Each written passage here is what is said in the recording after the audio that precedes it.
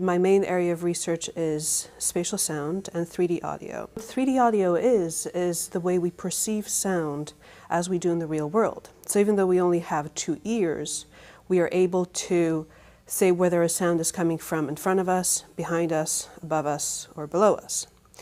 And my main area of research focuses on how does this happen? How is it possible for us to extract all this information from essentially 2 channels, our left and our right ears? So I've been studying this process of how a human person can localize sound in the 3D space. Essentially, the way we're able to do this is by using filtering characteristics of our ears and our human body. So sound is an information-rich medium. It carries not only with itself content information, but it also carries information as to where it's located, where it's coming from. Furthermore, it's also carrying with itself information about the environment that it's in. So all of that is a lot of information that we are receiving. When you hear somebody talking in front of you, you can not only say, even with your eyes closed, that they're coming from in front of you, but you can also say where this person is located, whether you're hearing this person in a church or in a living room or somewhere else. So we were looking at how can we artificially simulate this?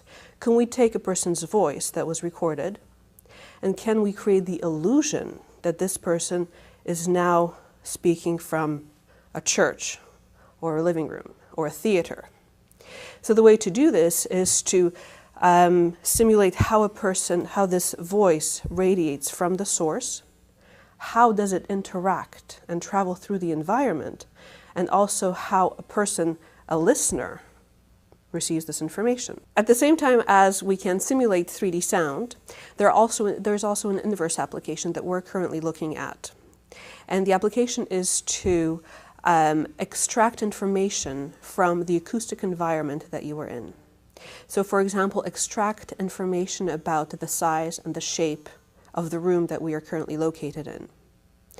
Now, by playing a sound within a room, we can reverse engineer these reflections that occur and then extract all sorts of information about the space that you were in.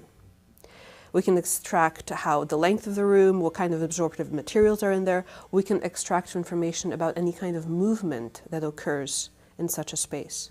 This is a very interesting application because we can now look at, without going into a space, we can extract information about a space. Now, contrary to visual, let's say a camera, where you have to go inside of a room in order to pick up information, sound has the unique quality of being able to travel somewhere and come back to you with information about that environment.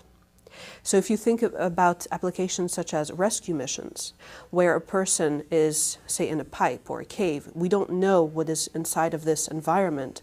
We don't really want to send any person or even a dog into that environment in order to find out what's there, because it could be a building that's about to collapse, it could be something else.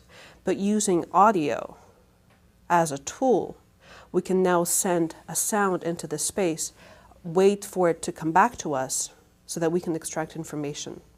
So for example, if we wanted to find air pockets where possible survivors are located, that would be a very good application of such a technology. We are now in an era where sound is becoming increasingly important to everyone, not only to people who are working with sound and use it for things like mission-critical applications, but any consumer out there is becoming more aware of their surrounding environment. People want to have an environment where it's more pleasurable to listen to sound, better sound quality. So we are now looking at ways to improve this listening environment. Spatial sound is one of the ways to create a more realistic listening environment.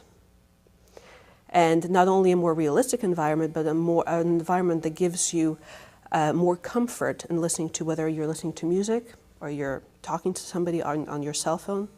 We can now create an environment that you would want to spend more time in.